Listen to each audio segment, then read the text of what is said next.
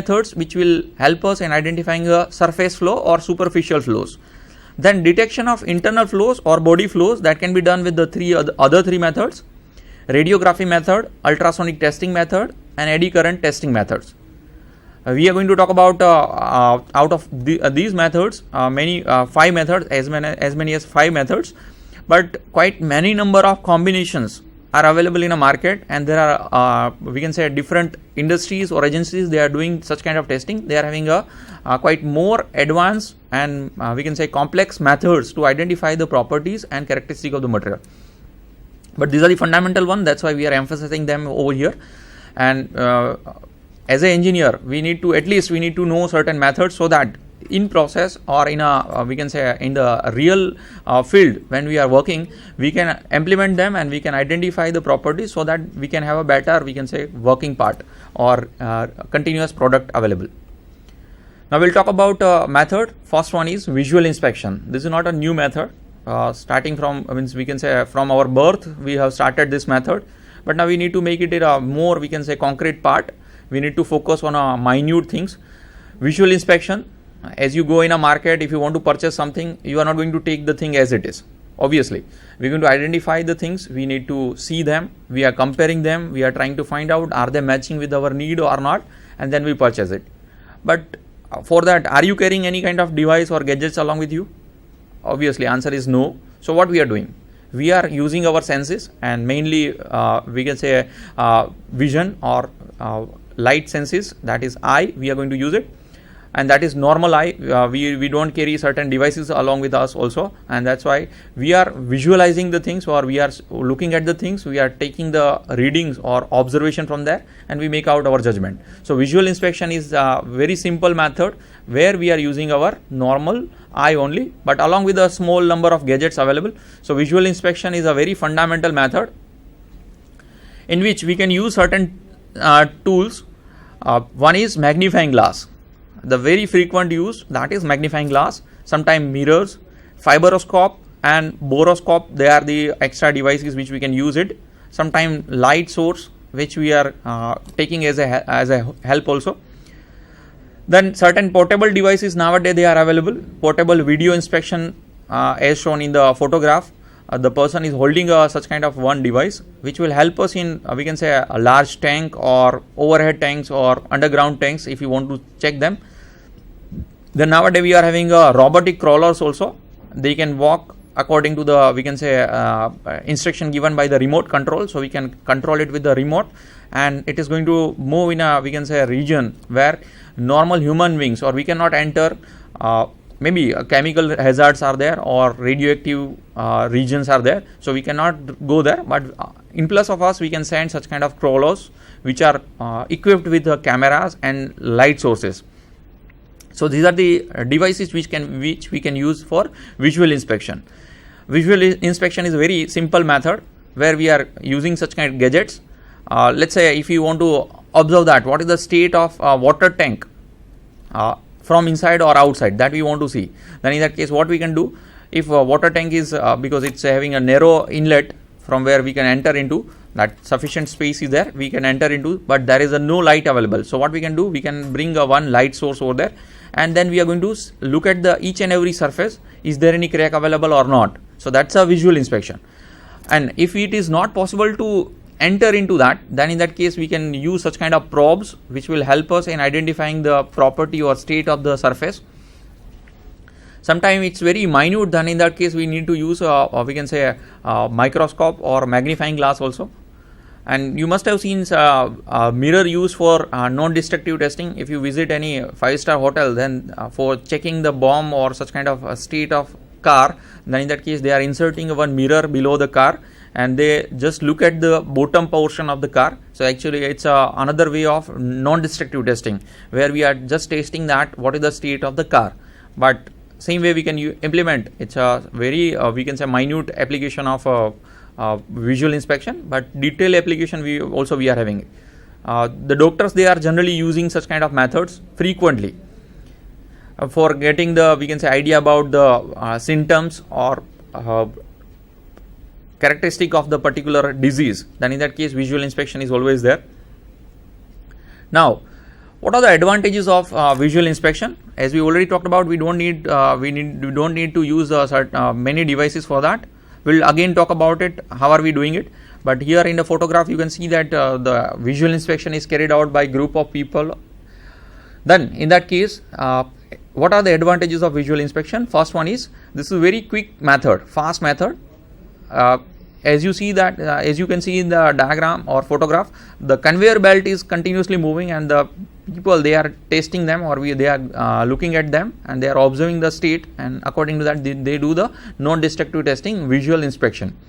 Then what kind of advantage it will give us? One more advantage, that if we at the initial stage, if you are doing a visual inspection, then in that case we can save the time for further testing. Let's say if we are supposed to use any road, metal road for construction, and if it by visual inspection itself we found that there is a, we can say, nick or crack available on the metal road, then in that case we don't need to test them for we can say tensile strength. If we give it, again the failure will come into picture. So rather than putting them into test also, or using them into real structure, we can discard such kind of raw material. So by visual inspection we have saved our time from entering into the next testing method, as well as we have saved our product, or the we can say application. So this is very, we can say a very quick method, as well as less expensive, and it can save our time as well as resources from the next method. Now what are the disadvantages? If I'll say visual inspection is very easy and everybody is doing, but it's not the same for we can say industrial application. Over there, when we are making certain kind of products, to have that visual inspection, we need to have a trained person, the person who can check that with, we can say, one glimpse. If the person is looking at the object, the person will come to know that what kind of errors are there. So for that we need a specialized or trained person, and in that case we can say a little bit salary will maybe the little bit problem. Then process can be identified, the process can identify the surface flow only, and it will not give you idea about body flow. As we have categorized this particular method for the surface flow only, it will give you idea about surface flow, not body flow. And if you go further, then it will not give you idea about very minute small errors. It will give you idea about big things only, or big flows only. So here there is a trouble with the visual inspection, but it's a very initial basic inspection method which will help us in, we can say, saving time and resources. So this is the first method, visual inspection. Now if we go to the next method, the second method is liquid or dye penetrant method. This is the second method. This is also falling in the region where we are talking about the surface flows.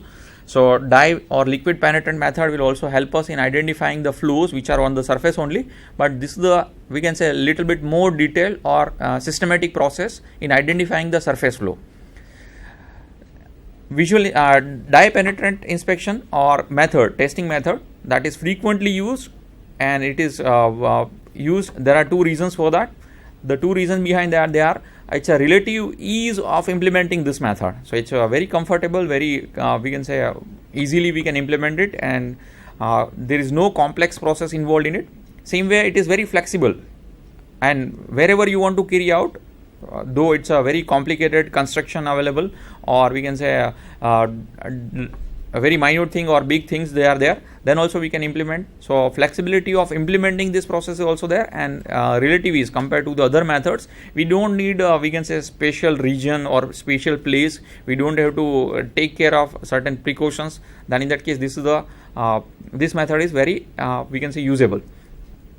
Then in this method there are certain problems also. If the material surface is very uneven, rough, then in that case implementing is little bit complicated. So that will again we'll put it in a, we can say disadvantage part. But this is the limitation. A rough or very porous portion surface area is there, then we cannot implement liquid penetrant test over there. Then material that are commonly used over here or tested with the help of liquid penetrant test, they are the metals or the product made up from metals. Generally we can say aluminum, copper, steel, titanium, such kind of metals, from where we are making many parts in engineering branches or engineering applications, then in that case we can test them with the help of dye penetrant inspection. And same way glass or many such kind of material, that molded materials, and along with that rubber and plastics, these materials also we can test with a dye penetrant or liquid penetrant method. What kind of things should be there for doing liquid penetrant inspection? Important thing is the flow or the error or the crack that should be in a manner that it reveals at the surface, it should be connected with the surface and bleeding out. So that means the flow should be connected up to the surface, and the opening of the flow should be at the surface. And then what is the basic principle behind the liquid penetrant method? That is capillarity. Capillarity, you have already studied. Due to the adhesive property of the liquid, they rise into the capillary tube. That's a capillarity. So what we need over here, if flow is there and if we apply a penetrant material, then it should enter into the depth of the crack or of the flow, so that it can stay there. It can give us indication that the liquid penetrant or dye is available here and the crack is available on the surface. So for that, capillary action is there. And then another is, it should give us indication of presence of a dye there. And generally dye, they are having a particular color, so we can identify the position of that. But if it is, we can use a certain we can say indicators also, so that they'll change the color and we can identify the presence of such material there. Okay, there are 5 to 6 steps are there. People, they are dividing into a different number. In certain books there are 5, certain books there are 6. But we can they are major steps. They are like this. First one is surface preparation. We need to have a first step, that is surface preparation. We are preparing the surface for the testing part. Then second, applying a penetrant material. We are going to apply the penetrant material on the surface. Then the third step will be removal of excess material from the surface. Extra material which is deposited on a surface, that we need to remove it.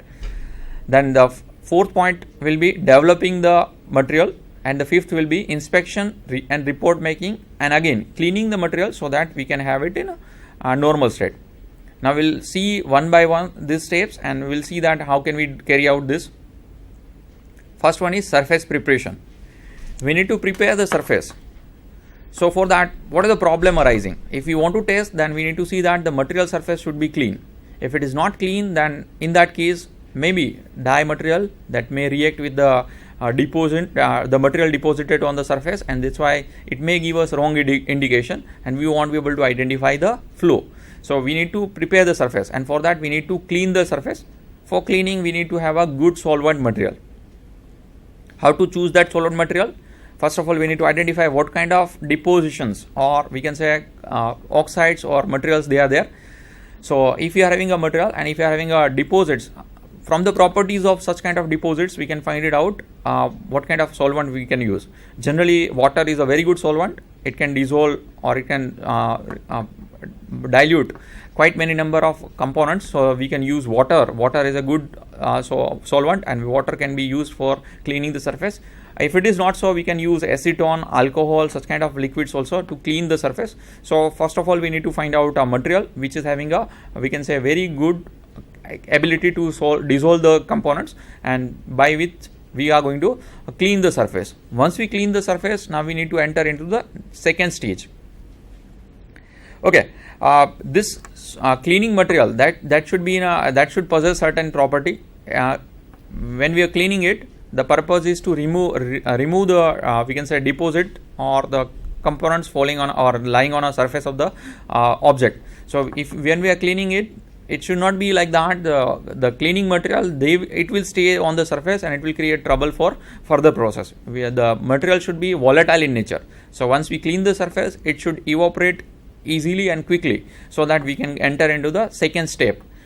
And the material should, if the rate of we can say evaporation is not that much high, then what we can do, we can increase the rate by, we can say, allowing the air to flow. So we can use a blower.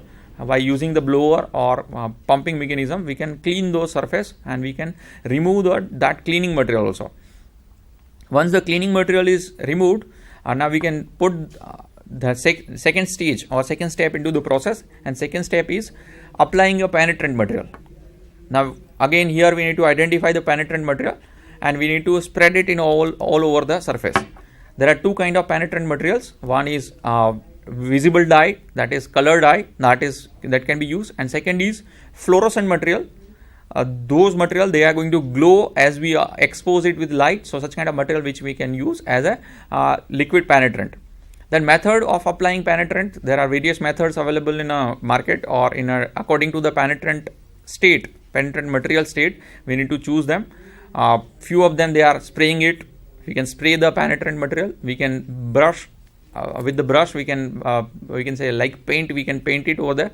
Then putting that part or into the we can say penetrant bath, or let's say if we are using water, then water bath, we are going to put it inside so that it is going to deposit itself on the surface of the substance.